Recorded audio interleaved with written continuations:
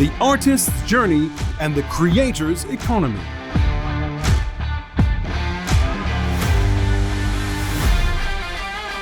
So the panel is going to be hosted by Amrita Sethi, who is a creator at SoundBYTEs, and she's also going to be the panel moderator.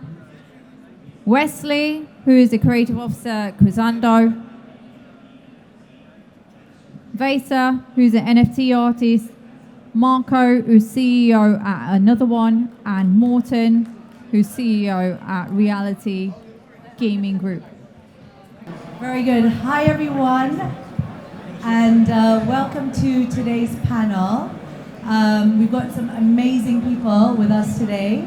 My name is Amrita Sethi, for those of you who don't know me.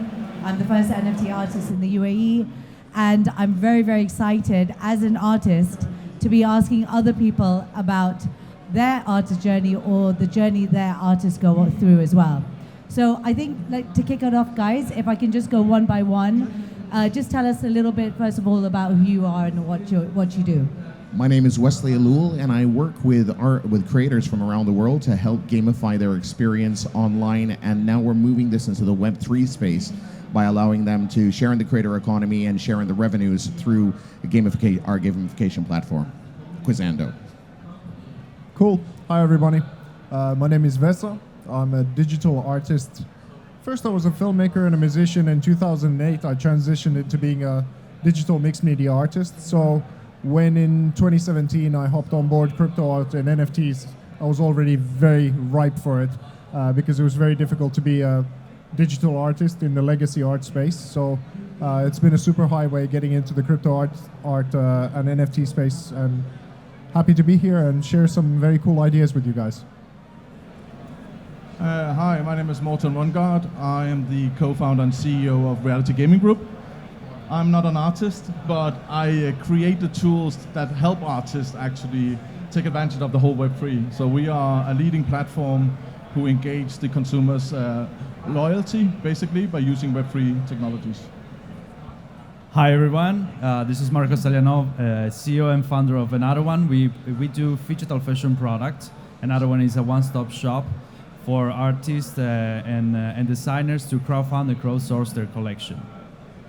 Amazing. So as we're talking about the artist journey, for those of you who are artists like VESA, if you could tell us about your artist journey, and for those who are not specifically artists but work with artists, what would you say the most important thing that you find in supporting the artist in their journey?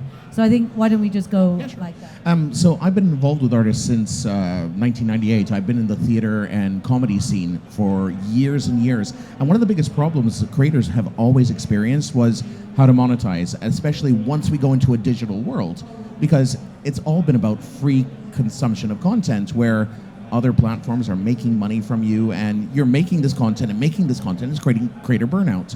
I mean, how many times a day can you post content and then get nothing back? And for me and my artists, we've experienced this, especially over the period of COVID, that everybody just they couldn't make money through traditional means. They didn't know what to do. We were experimenting in the live streaming space and the sort of pay to view space, and it wasn't quite working.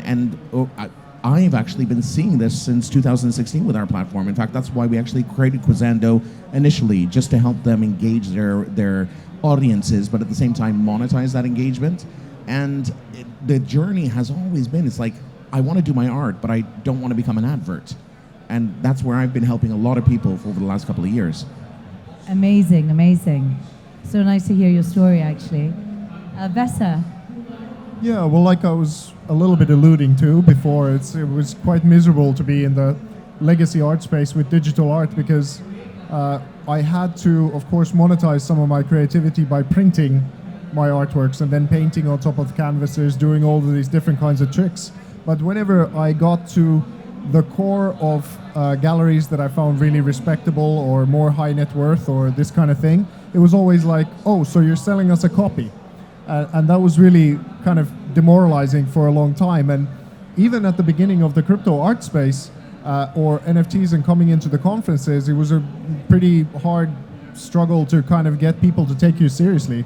I mean, now I'm given platforms to speak left, right, and center, and come to conferences and invite in. Here's ideas. Hey, we have an NFT platform. Can we work together? And this has happened over about a year and a half, 2 years. But the first 3 years in this space also was like fighting and clawing my way through from, you know, what felt like the cracks to even anyone to pay any attention to it.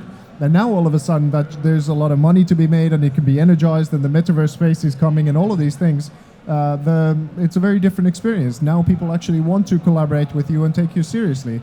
But I took some pioneer arrows for about 12 years in a row before this is now happening. So this is a little bit about the experience. It's very nice now. No, but it's amazing that people can hear your story. It's amazing. Thanks, VESA. Yeah, I remember that. I remember we were only 6-8 people on the front row. Same people speaking at the same conferences, just like, yeah, okay, we're going to listen into it. So I definitely relate to that. So my journey is a little bit different because we are building the tools for, in this case, the creators, but the creators are the leading brands. It's brands like BBC we work with, ITV. I'm announcing later on a big brand, which is the world's biggest tattoo site. They have 30 million users. So they now are moving into this whole space, and how can we help them with the tools, building the platform and making sure they can monetize and create real revenue streams for their brand. So for me, that's the most exciting part, to be brand protective at the one point, but also be able that you could monetize and help them monetize their brand. Yeah, absolutely. In fact, I've been speaking to Morten for like almost a year now, so this is the first time we've actually met in person. And it's like where we're... Yeah, this is the COVID, yeah, right? exactly. So that's exactly where you also look to support artists like me. So amazing. Marco. Yes, so we work closely with designers because we help designers to crowdfund and crowdsource their collection. So what we offer is a platform where we have a module that is called, because we start for sneakers. We're all sneaker fan in my team. So our launchpad is called Initial Shoe Offering Module. So we crowdfund the silhouette of a sneaker, and then we help designers to realize the sneakers or any fashion items. So the journey of the designer is something interesting because they have to approach a world that is completely different from their original and traditional world. They have to work together with the 3D modelers. And actually, the refining of the model, of the silhouette, if we're talking about a sneaker, is happening in digital version before, and then we do on the physical version. So there is a complete different process that we're. So it's a bit like the meta reversed. Correct. And it's actually a process that all the big company, Nike and Adidas, are doing in the designing. So it is, for us, it's also a way to do this path with the designer together. And then let me tell you, when I talked to my designer for my collection, and Tier 1 Meta, that is showcased at the entrance of our digital sneakers, I told him, okay, you're gonna get a fee for the design, a fee for the sale, and then you're gonna get royalty on the trading. And say, what? Trading? Like I'm gonna get money on people that are trading the NFTs and the sneakers? Say yes. Wow, really? So this is what we were talking about. This is bringing economy to the next level. Bring the designer the capability to repurpose the fashion item that they do, and also benefit from that.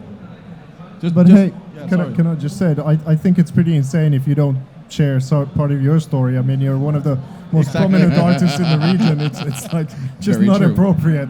Exactly. We need to know, yeah. Well, I mean, no, that's very kind of you. I want to hear your stories. I'm actually on for next, but as a very quick one, I'm the first artist here, but also I'm the creator of my own genre of art, which is called SoundBYTEs. And then I have a lot of fun playing around with a lot of things, from fashion to gaming to, a bit of fine art, and also how I can merge it with the metaverse, augmented reality, and physical. So I like to touch every point of the NFT. But I don't want to make this about me. I want to take it back to you guys. That's very kind of you guys. Thank you, VESA, and thank you, Morten. Yeah, but it's quite funny. Just to one of the companies that we work with is a major brand which is based in Australia. They have 700,000 artists who are doing normal 2D kind of printing on cups, T-shirts, whatever it is. And now they're going to be the content provider into metaverses. So suddenly we are taking this, making it 3D, and getting them into the metaverse. So all these artists will suddenly just deliver content into the metaverses. This is going to be a whole new journey for them, because then again the secondary sales, the initial sales, and so on. And again, companies will rent these assets as part of that instead of just creating them themselves. Why should they? Because you have artists who will work for you. You don't have to, again, hire people. Suddenly you're just like paying them on the royalty, because again, they will just be paid. I think that's amazing to see the whole thing.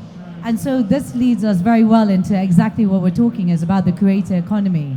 So, you know, when I was younger, everybody wanted to grow up and be a banker or in the financial markets. You speak to every young person, they only want to be NFT artists. So when I say the phrase creator economy, what does that mean to you and your business? In my business, this means all the social media influencers, the YouTubers, the comedians, all these people out there who are creating worlds and worlds of content every day. I've been dealing with these people since 2017, and hearing stories about them, how they want to change the world with their music, or they want to change the world with their art or their 3D graphics, or the little stories they would just want to share as a documentary maker. And for them, the creator economy is how they can actually make their living, how they can actually do what they love to do and share their art with the world, but actually get paid when it comes down to it. And the issue is it's been monopolized by YouTube. I mean, let's just take YouTube as an example. They take, if I remember correctly, 55% of the money being generated is going into their pockets, because they're playing. I was speaking to some guys at Udemy as well, who are content creators, but in the sense of a course. They only take 35% home with them, and they have 1 million people following them. So this creator economy right now is highly centralized, and this is what I'm looking at doing, is like breaking it, decentralizing it, and bringing the power back to the artists so they can live, they can strive, and they can create more amazing art. 100%. VESA, what does it mean for you? Because you've really seen it from like the old school way days to now. It's a miraculous transformation, really. I nearly didn't think it was ever going to happen. It felt like that at some point, at least. But now, because of if you think of it this way, that I was a sort of money activist from 2006 when I saw a few of the documentaries on how the monetary system itself works. How does it come into existence? I mean, even if you go to high-level schools, you might not get to learn how the central banking, commercial banking, and government sort of come together and how is money generated. You get to learn what money does very, very well, but you might not learn what money is at its foundational core. And when I learned that, it was very difficult to be an entrepreneur, an artist, and a money activist at the same time, because if you can imagine, it's kind of like driving your car with your brake and your gas on at the same time. It's not, the engine's revving, but there's nothing really going on. So then when I understood what Bitcoin was in 2017, finally there was a positive direction for money. It truly became what money should be in my sort of consciousness, which is that it's energy. If you don't have money in your project, you don't really have energy in it, and people can't participate in it, and then it's not really rolling. So now, when I came into and started learning about Bitcoin, the first person that I really started listening to was called Andreas Antonopoulos, and to many it needs no introduction. And basically what he was saying that cryptocurrencies, first and foremost, they're very important in places where you don't have stable fiat currencies, and to the degree that any of them now, especially after COVID, are stable. So now, what happens is that I got the picture. Okay, so it will be India, Africa, many of the places that haven't really had the Industrial Revolution happen. So now that many of those places get to skip the Industrial Revolution phase and go directly to all different kinds of digital goods and digital products, we have 3.5 billion people in the world without a bank account. Now, all of a sudden, even in remote places in Africa, you might have a cell phone tower. You can have a bank essentially in your pocket if you have a mobile phone. And if you have a laptop, even one for the village, and some remote internet access, you might be able to start generating land ownership, digital products, digitizing your drum beats, making all kinds of let's say, African art or Indian art, you can make them into NFTs and start creating essentially new economies. And what does it look like that people now have this universal access inside the metaverse where your avatar can have an alien head, you can have rocket for shoes and whatever. And the immutable characteristics that are such a hindrance to us now, especially in the sort of modern conversation, none of that matter. It's if your ideas resonate and you have some access rudimentarily even into this thing, you get to elevate yourself out of the financial bottom. And this is the most exciting thing that you need to start looking at it this with.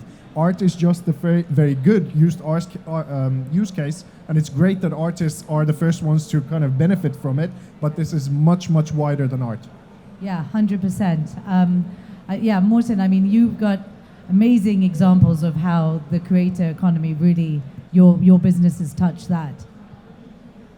Yeah, from the brand's perspective, if you're looking at this, because suddenly you're seeing old brands who, basically were dead, suddenly being brought back to life, and suddenly building a community around that whole thing, getting, again, artists in, getting creators in who suddenly are working together. You create new jobs. You suddenly see that it's taking it to the next level. And for me, from a brand perspective, I love that suddenly you could, again, make partnerships in so many other different ways. And for me, it's just like taking projects like yours, integrate them into gaming. We can use this, you will benefit from it. I don't need to worry about that you are not getting paid because smart contracts will solve the whole thing. Again, there's a lot of like burden taken off my shoulders because I just need to make sure that I create the best and most fun game out there, right? And then the rest will just handle itself because I don't need to worry about it.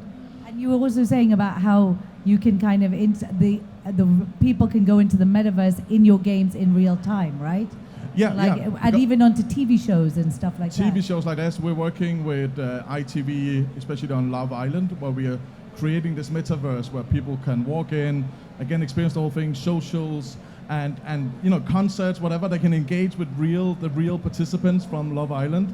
And again, moving on to my presentation soon will be, again, the tattoos will be, again, the entry ticket into some of these.